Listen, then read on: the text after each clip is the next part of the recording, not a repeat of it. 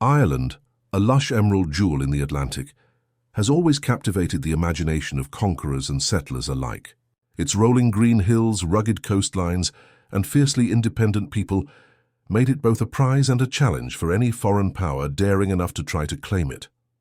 When the first English and Anglo-Norman invaders set foot on its shores in the late 12th century, they could scarcely have predicted that their actions would spark over 8 centuries of conflict, oppression, and resistance. The story of the British occupation of Ireland is not a simple narrative of conquest. It is a complex interplay of politics, religion, culture, and identity. It is a story where every century brought new challenges, from the early Norman incursions to the brutal Cromwellian campaigns, the suffocating penal laws, the devastating Great Famine, and the eventual struggle for independence that reshaped the island in the 20th century. The British presence in Ireland began with an unlikely alliance. In 1169, Diarmait mac Murchada, the deposed King of Leinster, sought aid from England to reclaim his throne. His appeal brought Norman knights, hardened soldiers and opportunists from Wales and England, to Ireland's eastern shores. Led by Richard de Clare, better known as Strongbow, they arrived with promises of power, land, and influence.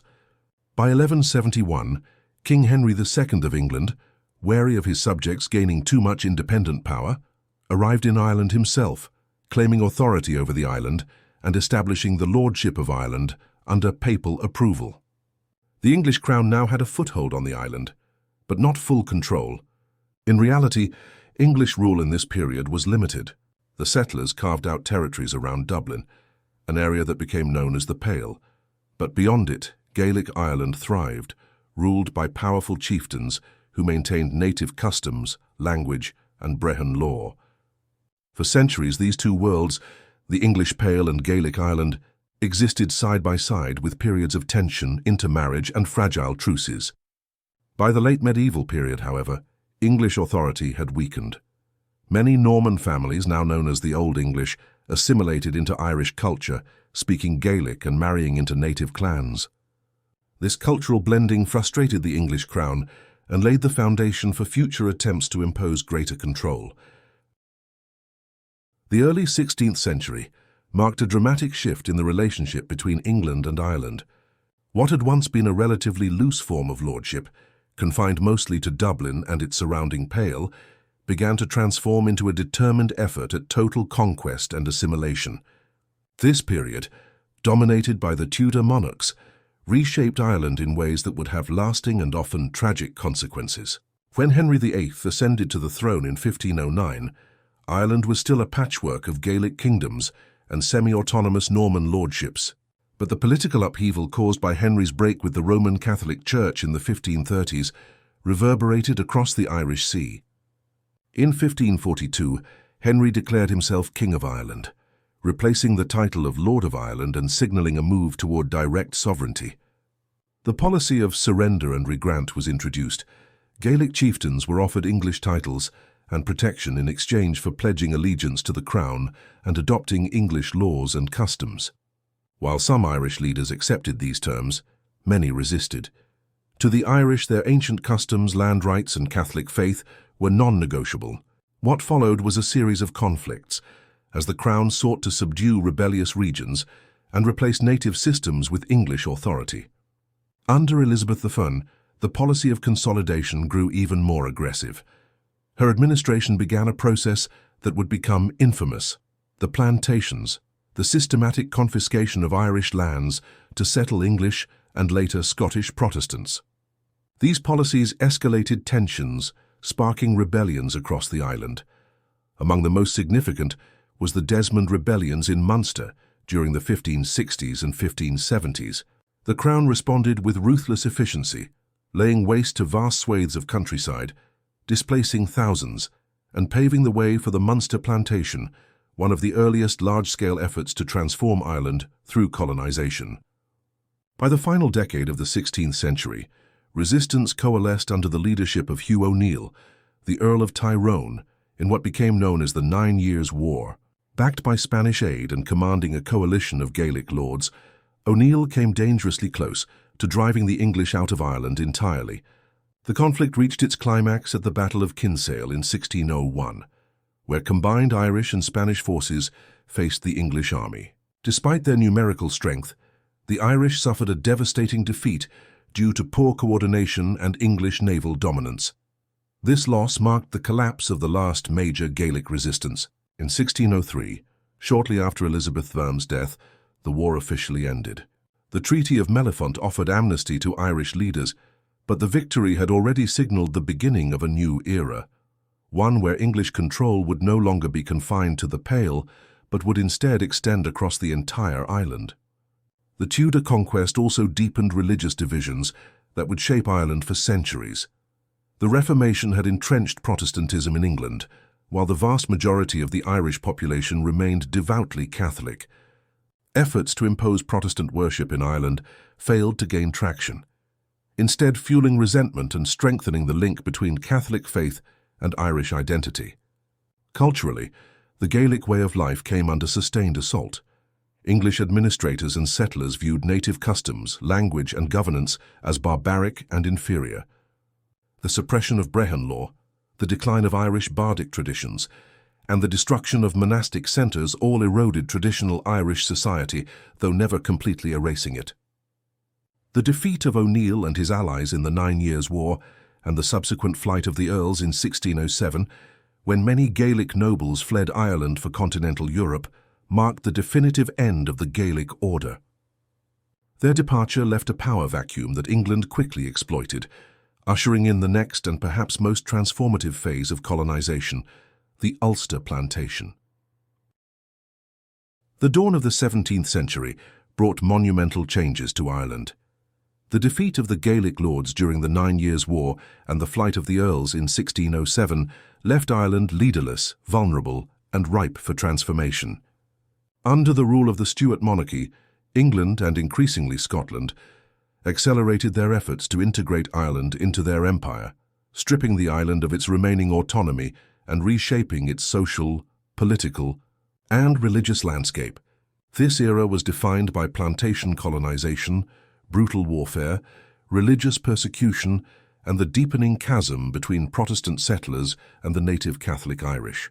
These tensions would culminate in the devastating violence of the Cromwellian Conquest and set the stage for the Protestant ascendancy that would dominate Irish life for generations. The Ulster Plantation, launched in 1609, was the most ambitious and transformative colonial project in Ireland to date. Following the confiscation of vast tracts of land from Irish chieftains, particularly in the northern province of Ulster, the English Crown implemented a radical settlement program. Native displacement. Thousands of native Irish families were expelled from their ancestral lands, forced into poorer, less arable regions. Protestant settlement. English and Scottish Protestants were settled in organized towns and villages, with strict restrictions to prevent intermingling with the native Catholic population. Cultural divide. This systematic transplantation created sharp divisions, with Protestant settlers dominating trade, governance, and agriculture, while dispossessed Catholics were pushed to the margins.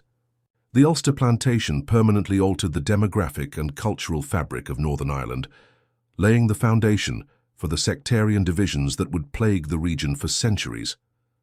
By the 1640s, resentment among the dispossessed Irish population had reached a boiling point.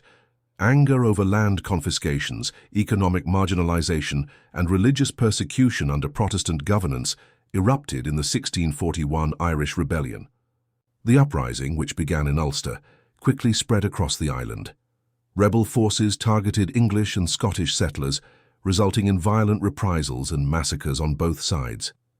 Though initially aimed at redressing grievances, the rebellion soon spiraled into widespread violence that deepened animosities between Catholics and Protestants. English and Protestant narratives exaggerated the scale of Catholic atrocities, portraying the Irish as savage and bloodthirsty. These depictions not only fueled fear and hatred, but also justified future policies of repression and violence against the Irish population. The arrival of Oliver Cromwell in 1649 marked one of the darkest chapters in Irish history. Following the English Civil War and the execution of King Charles III, Cromwell turned his attention to Ireland, determined to crush Catholic resistance and secure Protestant supremacy. Cromwell's new model army swept through Ireland with brutal efficiency. Cities and towns that resisted were subjected to wholesale slaughter. Two massacres in particular remain etched in Irish memory. Drogheda, 1649. Cromwell's forces killed around 3,500 defenders and civilians, sparing neither priests nor women. Wexford, 1649. Similar atrocities unfolded with entire communities annihilated. Cromwell justified these actions as divine retribution, framing the violence as God's will against a rebellious and barbarous people. Following military victory, the Act for the Settlement of Ireland, 1652, dispossessed nearly all Catholic landowners. Vast estates were redistributed to English soldiers, adventurers, and financiers who had bankrolled Cromwell's campaigns. Dispossessed Irish were forced into the barren lands of Connaught, a policy remembered in the chilling phrase, "To hell or to Connaught." Additionally, thousands of Irish men, women, and children were deported as indentured servants to the Caribbean colonies, particularly Barbados and Jamaica, where they endured harsh conditions akin to slavery. After Cromwell's death and the restoration of the monarchy under Charles II in 1660, some confiscated lands were returned to a small number of Catholic landowners. However, the vast majority of Ireland's fertile lands remained firmly in Protestant hands, reinforcing a rigid social and economic hierarchy that would define the next century. Under the restored monarchy, Ireland became a colonial possession in all but name. The Irish Catholic majority found themselves politically voiceless, economically marginalized, and religiously oppressed, while the Protestant minority consolidated power and wealth. The Glorious Revolution of 1688 in England, which replaced the Catholic King James II with the Protestant William of Orange, ignited another conflict in Ireland. Supporters of James II, primarily Catholic Irish seeking to regain lost rights and lands, rallied against the forces of William. The Williamite War was brutal, marked by key battles such as the Siege of Derry, 1689. Protestant defenders held out against Catholic forces in a dramatic and symbolic resistance. The Battle of the Boyne, 1690. William's forces defeated James II, ensuring Protestant dominance. The Battle of Aughrim, 1691, the final decisive blow to Jacobite resistance. The war concluded with the Treaty of Limerick in 1691, which initially promised leniency and protection for Catholics. However, these terms were quickly ignored, ushering in the oppressive penal laws era. By the close of the 17th century, Ireland had been utterly transformed. The Catholic Irish, once the overwhelming landholding majority, had been reduced to impoverished tenants. The Protestant minority, particularly in Ulster, now held disproportionate wealth and influence. The religious and cultural divide between Catholic Irish and Protestant settlers had deepened into an entrenched animosity that would shape centuries of conflict. This period cemented the foundation of the Protestant ascendancy, an era of systemic domination that sought not just political and economic control, but also the cultural subjugation of the Irish people. The aftermath of the Williamite War and the defeat of Catholic forces in 1691 marked the beginning of an era of systematic oppression that came to be known as the Protestant ascendancy. This period was characterized by legalized discrimination, economic exploitation, and cultural erasure, as the English crown and the Protestant elite sought to cement their dominance over the Irish Catholic majority. Through a series of penal laws, the native Irish were stripped of their political, economic, and cultural power, reducing them to second-class citizens in their own land. These policies not only deepened poverty and division, but also fueled an undercurrent of resistance that would slowly build momentum toward eventual rebellion and reform. By the early 18th century, Ireland had become a deeply unequal society. The Protestant minority, comprising landlords, merchants, and Anglican clergy, controlled the vast majority of wealth, land, and political institutions. Land ownership. By 1703, Catholics, who once owned nearly 90% of the land, now held less than 15%. Political power. Catholics were barred from sitting in Parliament, holding public office, or even serving as legal professionals. Economic domination. Trade, banking, and industry were largely controlled by Protestant elites. leaving Catholics locked in cycles of tenancy and poverty. This social structure was not incidental, but deliberately engineered to secure English and Protestant dominance. The penal laws enacted throughout the 18th century aimed to suppress Catholicism and prevent any resurgence of Irish power. These laws were sweeping and brutal in scope. Catholics could not vote, hold public office, or bear arms. Catholic priests were banned, and those who remained risked execution or exile. Catholic education was prohibited, driving learning and literacy into secret hedge schools scattered across rural Ireland. Catholics were barred from owning land worth more than a certain value or from inheriting property in its entirety. Estates had to be divided among heirs, leading to the fragmentation of Catholic holdings. Catholics were forbidden from owning horses valued over $5, an attempt to cripple their mobility and economic independence. The laws were so pervasive that Edmund Burke, the great Irish statesman, famously described them as a machine of wise and elaborate contrivance, as well fitted for the oppression, impoverishment, and degradation of a people. Alongside economic and political disenfranchisement came a deliberate campaign of cultural suppression. The Irish language and traditional customs were derided as backward and uncivilized, while English became the language of power, law, and commerce. Religious persecution was equally severe. Catholic churches were seized or destroyed, and public worship was driven underground. Yet, in spite of this repression, the Catholic faith became a cornerstone of Irish identity, offering a sense of unity and resilience in the face of systemic oppression. The resilience of Irish culture is evident in the continued oral transmission of songs, poetry, and folklore, preserving a sense of identity that could not be legislated away. Despite the oppressive weight of the penal laws, resistance simmered beneath the surface. Throughout the countryside, secret agrarian groups such as the White Boys, and later the Defenders, emerged to challenge landlord abuses and unjust rents. These movements, though often localized and loosely organized, reflected the growing desperation and anger of a disenfranchised population. At the same time, the Irish diaspora began to grow. Thousands of Irish men, often seeking to escape crushing poverty and legal restrictions, enlisted as mercenaries in European armies or emigrated to the Americas, carrying with them memories of dispossession and dreams of liberation. By the mid to late 18th century, the rigid structures of the penal laws began to show cracks. Enlightenment ideals and growing pressure from Irish Protestant reformers, such as Henry Grattan and the Patriot Parliament, called for more equitable governance and relief from the harshest restrictions. Economic shifts also played a role. The expansion of trade and industry in towns and cities slowly created opportunities for upward mobility, even for Catholics operating in the shadows of legality. These changes fostered a burgeoning sense of national consciousness, setting the stage for organized political movements. The latter half of the 18th century saw Ireland drawn into the age of revolution. The success of the American Revolution, 1776, and the radical ideals of the French Revolution, 1789, electrified Irish reformers and nationalists. Calls for liberty, equality, and fraternity resonated deeply in a society long denied those very principles. This revolutionary fervor gave rise to the Society of United Irishmen, founded in 1791 by leaders like Theobald Wolfe Tone. Unlike earlier movements, the United Irishmen envisioned a non-sectarian republic, where Catholics and Protestants alike could unite against English rule. Their radical vision would soon ignite one of the bloodiest uprisings in Irish history. By 1800, Ireland stood on the brink of profound transformation.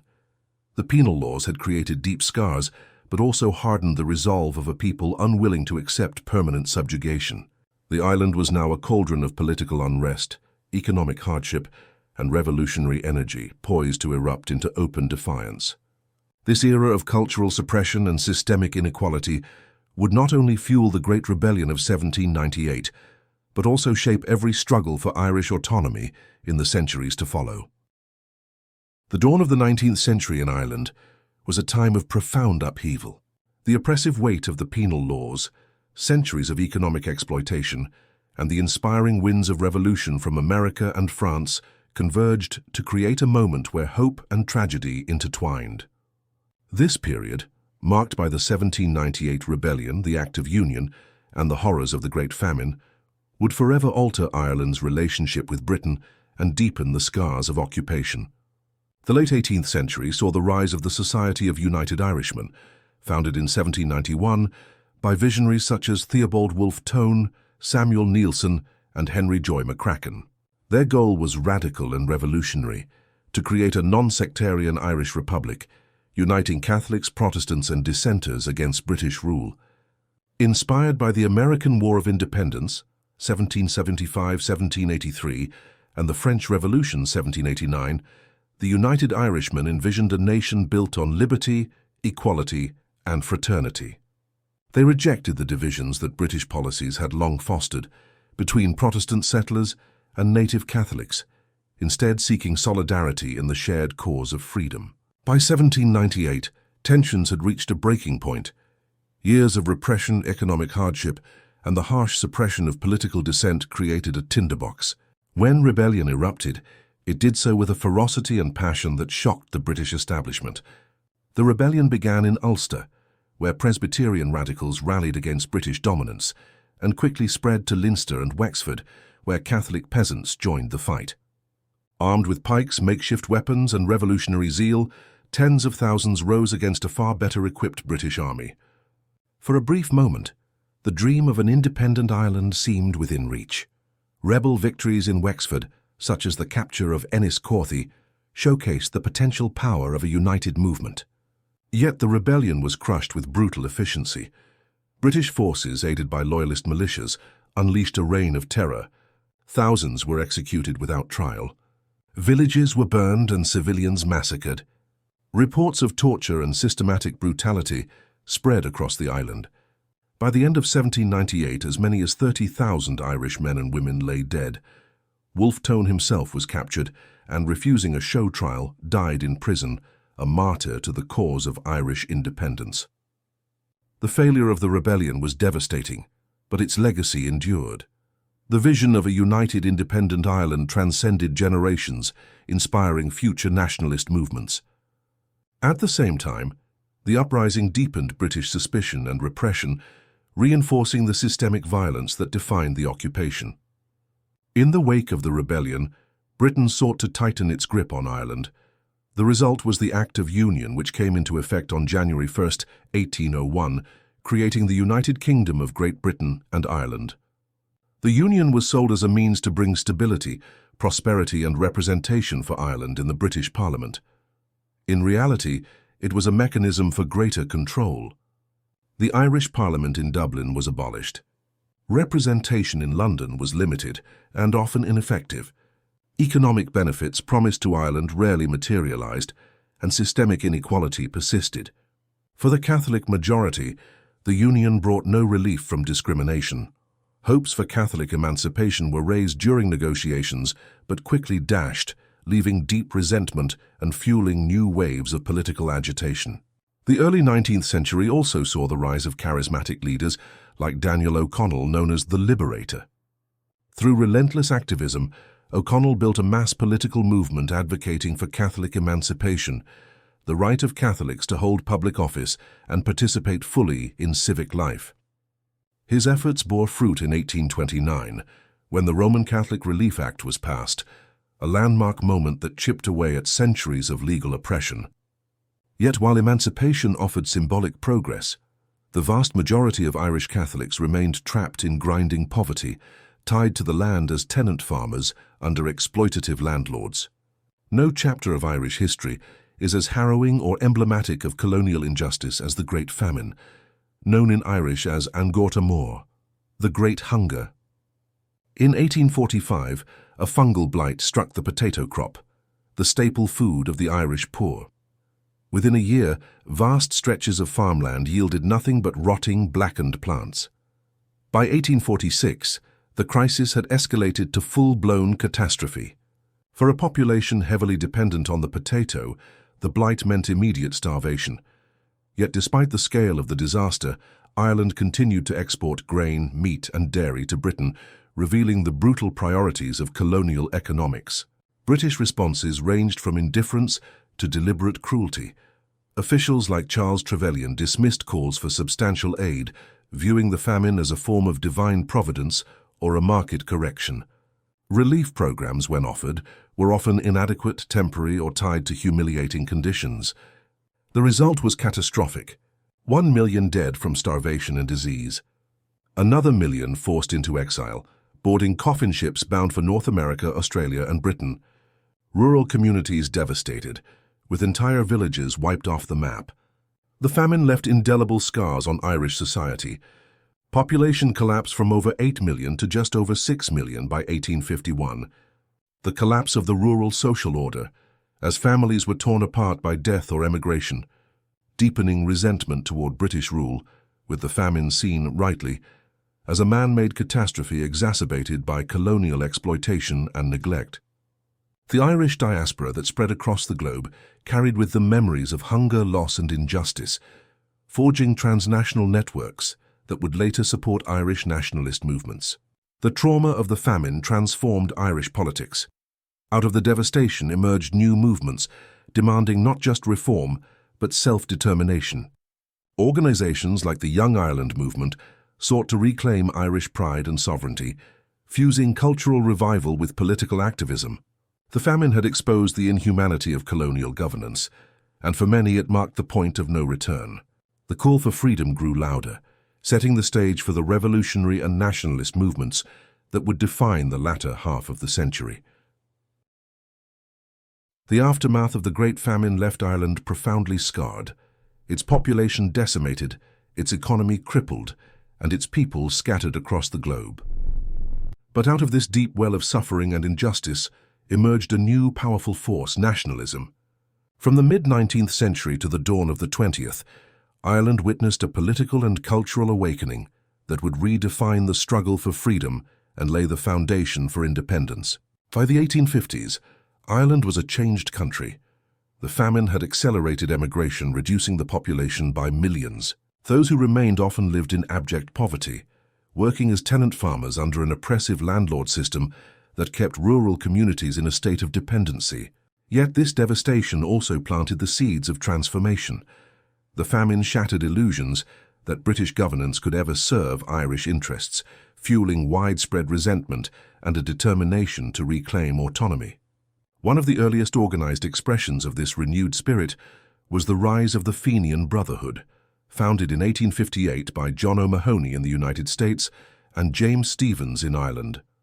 The Fenians, named after the legendary Fianna warriors of Irish mythology, envisioned an armed uprising to expel British rule and establish a republic.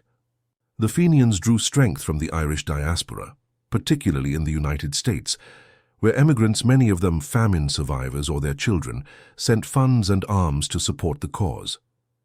While their attempted uprisings in the 1860s were largely unsuccessful and met with brutal crackdowns, the Fenian movement marked a significant shift. Irish nationalism was now international and increasingly militant. By the 1870s, attention shifted toward the land question. Irish tenant farmers, long at the mercy of absentee landlords, began to organize, demanding fair rents, security of tenure, and the right to own the land they worked. This movement culminated in the Land War, 1879-1882, spearheaded by figures like Michael Davitt and the Irish National Land League. Through boycotts, protests, and coordinated resistance, tenants across the country challenged the old landlord system. The term boycott itself entered the English language during this period, named after Captain Charles Boycott, a landlord's agent who was ostracized by his entire community for enforcing unfair evictions. Although the Land War did not immediately dismantle the landlord system, it forced the British government to pass a series of land acts that gradually transferred land ownership from landlords to tenant farmers, fundamentally reshaping rural Ireland. While militant nationalism simmered beneath the surface, constitutional politics gained momentum under the leadership of Charles Stewart Parnell. Known as the uncrowned King of Ireland, Parnell skillfully united disparate nationalist factions into a formidable political force. Through the Irish Parliamentary Party, Parnell pushed for Home Rule, limited self-government for Ireland within the United Kingdom.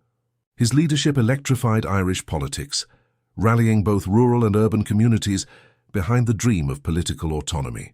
However, Parnell's career was cut short by scandal, and divisions within the nationalist movement delayed progress. Nevertheless, his efforts laid the groundwork for future political victories and cemented Home Rule as a central demand in Irish politics. Parallel to political movements was a profound cultural renaissance. Recognizing that political freedom was inseparable from cultural identity, activists sought to revive the Irish language, traditions, and arts that centuries of colonization had sought to erase. Organizations like the Gaelic League, founded in 1893 by Douglas Hyde and Eoin MacNeill, championed the preservation and teaching of the Irish language. Meanwhile, the Gaelic Athletic Association, GAA, established in 1884, revived traditional Irish sports like hurling and Gaelic football, fostering national pride and unity. This cultural revival ignited a sense of Irishness that transcended class and region, giving the nationalist cause a deeper emotional and spiritual foundation. By the early 20th century, frustration with the slow pace of constitutional reform led to the rise of more radical voices. In 1905, Arthur Griffith founded Sinn Féin, Ourselves Alone, a political movement advocating for Irish self-reliance and passive resistance to British rule. Sinn Féin's message resonated with a younger generation of nationalists, particularly as hopes for Home Rule were repeatedly delayed. The outbreak of World War I in 1914 and Britain's decision to postpone the implementation of Home Rule only deepened disillusionment and fueled demands for more direct action. As war raged across Europe, Ireland simmered with tension. The formation of the Irish Volunteers in 1913, initially as a response to the Ulster Volunteer Force's opposition to Home Rule, provided the organizational structure for what was to come. Radicals within the movement, including Patrick Pearse, James Connolly, and Tom Clarke, began planning an insurrection, believing that Britain's distraction with the war created a unique opportunity for a decisive strike for independence. This convergence of cultural pride, political frustration, and revolutionary zeal would explode in 1916, forever altering the trajectory of Irish history. By the early 20th century, Ireland had reached a political and cultural boiling point. Decades of frustration over unfulfilled promises of Home Rule, coupled with the profound cultural awakening of the Gaelic revival and growing radicalization within nationalist movements, set the stage for one of the most significant periods in Ireland's history.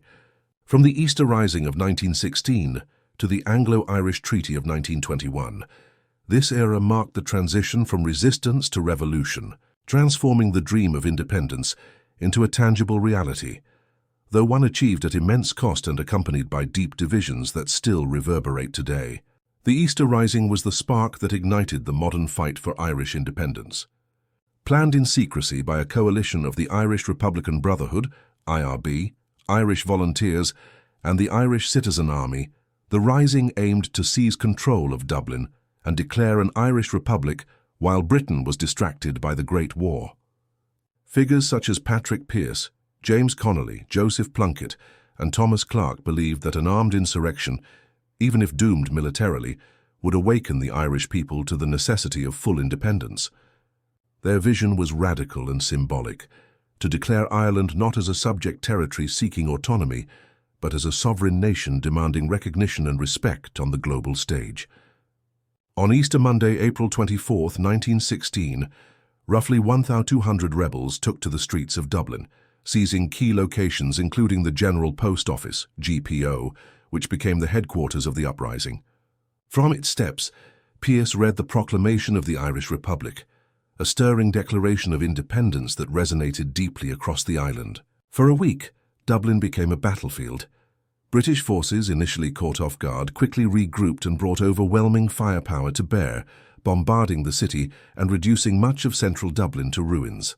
By April 29th, outnumbered and outgunned, the rebels surrendered. Militarily, the Rising was a failure. Over 450 people were killed, many of them civilians, and the city lay in devastation. But the British response transformed the Rising from a failed rebellion into a symbolic victory. The execution of 16 leaders, including Pearse and Connolly, shocked the nation. The image of these men, defiant in death, galvanized public opinion and transformed them into martyrs for the cause of Irish freedom. In the wake of the Rising, the political landscape shifted dramatically. The public, once lukewarm toward radical nationalism, now rallied behind those demanding complete independence. Sinn Féin, though not directly responsible for the Rising, became the primary vehicle for nationalist aspirations. Under leaders like Eamon de Valera, it embraced a platform of abstentionism, refusing to take seats in the British Parliament and instead building a parallel system of governance aimed at creating a de facto Irish state. The struggle for independence escalated into a guerrilla war between the Irish Republican Army, IRA, and British forces. The war began in January 1919, when IRA volunteers ambushed and killed 2 Royal Irish Constabulary, RIC officers, at Solo Head Beg, County Tipperary. This act marked the start of a nationwide campaign of hit-and-run attacks, ambushes and sabotage against British authorities and loyalist forces. Key to the IRA's success was the leadership of Michael Collins, a brilliant strategist who reorganized the movement into a disciplined guerrilla force. Collins emphasized mobility, intelligence and local support, striking quickly before disappearing into the countryside. British forces, including the infamous Black and Tans and auxiliaries, responded with brutal reprisals, burning towns, killing civilians, and sowing fear. Far from crushing resistance, these actions only deepened public support for the Republican cause. While the war raged, Sinn Féin established the Dáil Éireann Irish Parliament in 1919, declaring Ireland an independent republic. This bold step created a parallel system of governance, with courts, local councils, and administration operating in defiance of British authority. The Dáil's existence demonstrated that the fight was not merely military, but also political and institutional, signaling that Ireland was capable of self-rule. By 1921, both sides were exhausted. The IRA, though resilient, was stretched thin, while Britain faced mounting international criticism for its heavy-handed tactics.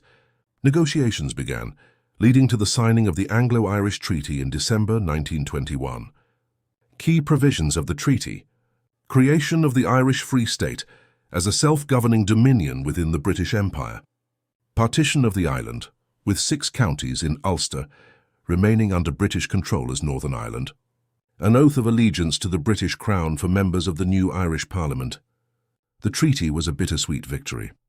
While it secured significant autonomy for most of Ireland, many Republicans, including Eamon de Valera, rejected the partition and the oath as betrayals of the Republican ideal.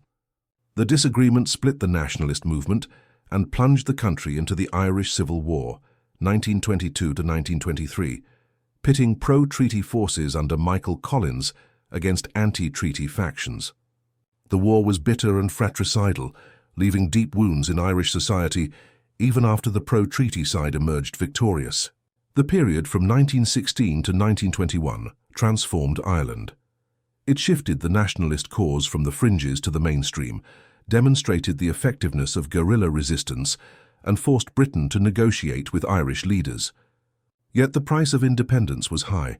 Partition left Northern Ireland under British control, sowing the seeds for decades of sectarian conflict and political instability that would erupt later in the 20th century. The signing of the Anglo-Irish Treaty in December 1921 marked a turning point in Irish history, ending centuries of direct British rule over most of the island. Yet it was not a clean break. The partition of Ireland created 2 political entities, the Irish Free State, which would later become the Republic of Ireland, and Northern Ireland, which remained under British control. This division not only entrenched sectarian and political divides, but also laid the groundwork for decades of violence, most infamously known as the Troubles, before the fragile peace achieved by the Good Friday Agreement of 1998. Under the terms of the treaty, 6 counties in Ulster, Antrim, Armagh, Down, Fermanagh, Londonderry and Tyrone, remained part of the United Kingdom as Northern Ireland. This decision was rooted in the demographics of Ulster, where a Protestant and Unionist majority opposed separation from Britain. Partition created a new frontier between the North and South, dividing communities, families, and cultural ties. For nationalists, particularly Catholics in the North, partition was a bitter betrayal, a reminder that full independence remained unfinished. The rest of Ireland became the Irish Free State, a dominion within the British Commonwealth.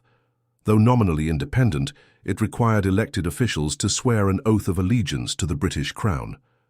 This compromise deeply divided the nationalist movement and ignited the Irish Civil War, 1922–1923. The pro-treaty side, led by Michael Collins, argued that the treaty was a stepping stone to full independence, while anti-treaty forces, including Eamon de Valera, viewed it as a surrender of republican ideals. The conflict was brutal and fratricidal, claiming thousands of lives. When the war ended in 1923 with a pro-treaty victory, Ireland began the slow process of building its institutions and asserting greater autonomy.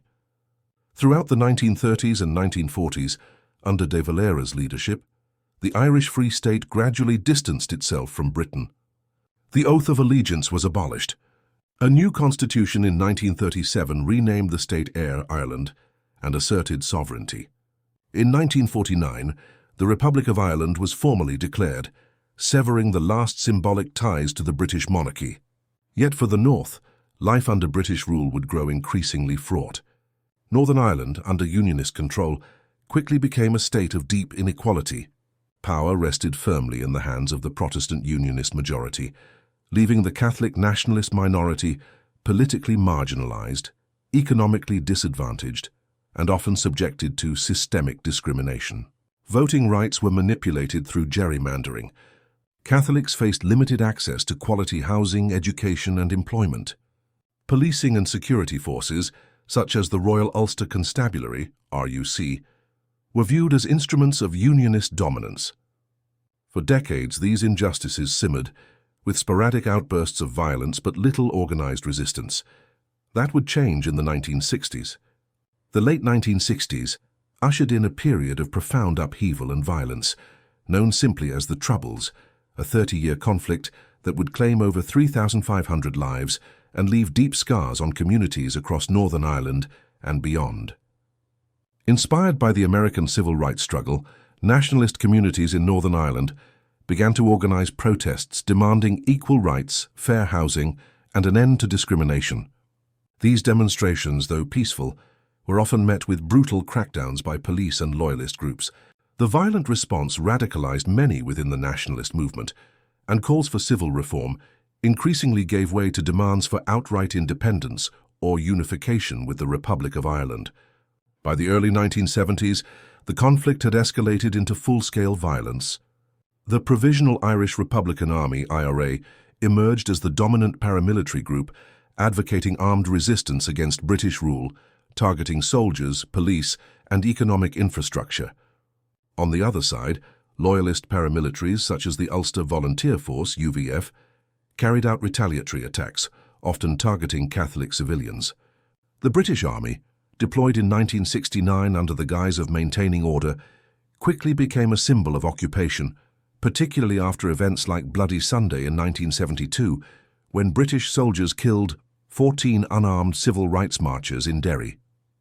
This massacre galvanized support for the IRA and intensified the cycle of violence. The Troubles devastated communities. Entire neighborhoods were segregated by religion and politics. Bombings and assassinations became a grim reality of daily life. Innocent civilians, including children, were caught in the crossfire, fueling generations of trauma and distrust.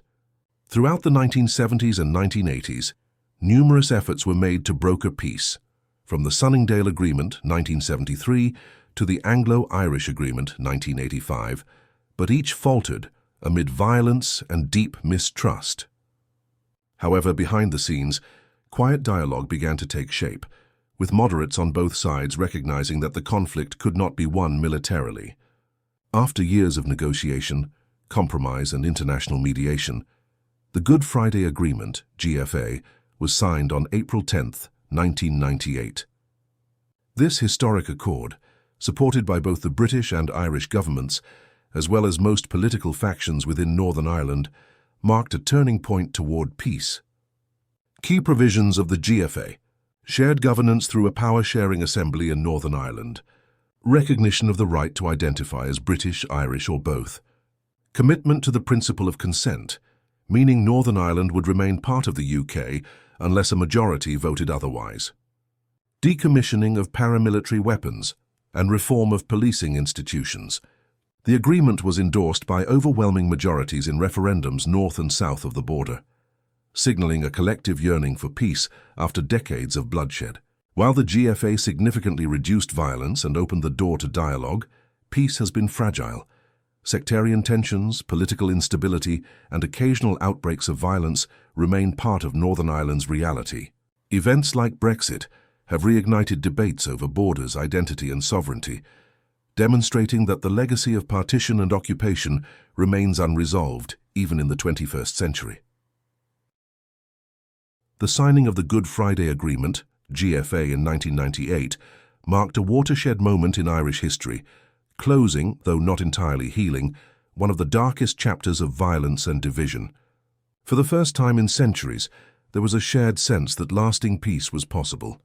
Yet the legacy of the British occupation of Ireland remains deeply woven into the island's political, cultural, and social fabric. From renewed dialogue to lingering tensions, modern Ireland grapples with its history while continuing to define what sovereignty, identity, and unity mean in a rapidly changing world. The years following the Good Friday Agreement ushered in an era of relative stability and optimism. Cross-community cooperation began to grow, and paramilitary violence sharply declined. Key aspects of the post-GFA period include shared governance.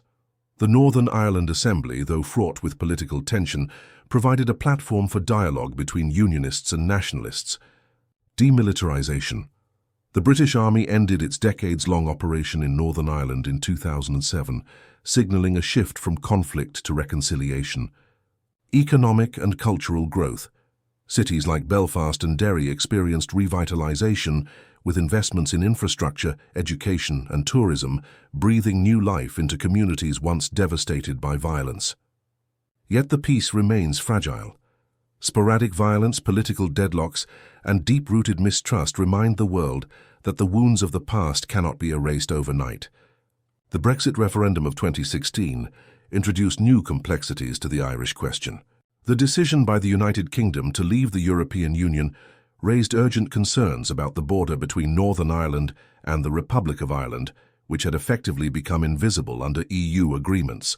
Key issues arising from Brexit include border concerns.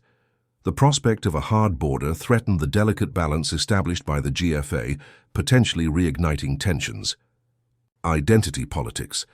Brexit sharpened questions of identity in Northern Ireland, with many nationalists favouring EU alignment while Unionists prioritised ties to Britain. Economic uncertainty. Trade disruptions and political instability have amplified economic and social anxieties across the island. Over the past 2 decades, demographic changes have begun to reshape Northern Ireland. A growing Catholic population, increased immigration, and the rise of a younger, more progressive generation are transforming the political and cultural landscape. Surveys suggest that younger people in both communities are increasingly open to dialogue, cooperation, and, for some, the prospect of a united Ireland. These shifts have brought new conversations to the forefront about identity, belonging, and the future of the island. In the south, the Republic of Ireland has emerged as a modern, dynamic nation. Joining the European Economic Community, now the EU, in 1973, fueled decades of economic growth, transforming Ireland from an agrarian society into a hub of technology, finance, and culture. Despite setbacks, including the 2008 financial crisis, Ireland has asserted itself as a confident and independent voice on the global stage, a striking contrast to its centuries under colonial subjugation. The legacy of the British occupation is remembered not only through history books, but also in the cultural consciousness of the Irish people. Monuments, murals, literature, and music continue to tell the stories of resistance, resilience, and identity. From Yeats' poetry memorializing the heroes of 1916 to modern commemorations of the Troubles, Ireland maintains a deep connection to its past, not as a chain holding it back, but as a reminder of the cost of freedom and the value of peace. Today, Ireland stands at a crossroads. Questions about the future of the island, particularly regarding unification, are more pressing than ever. While some see the possibility of a united Ireland within a generation, Others caution that reconciliation, dialogue, and mutual respect must guide any such transition. The lessons of history are clear. True peace requires not just political agreements, but also healing the divisions that centuries of occupation and conflict have created.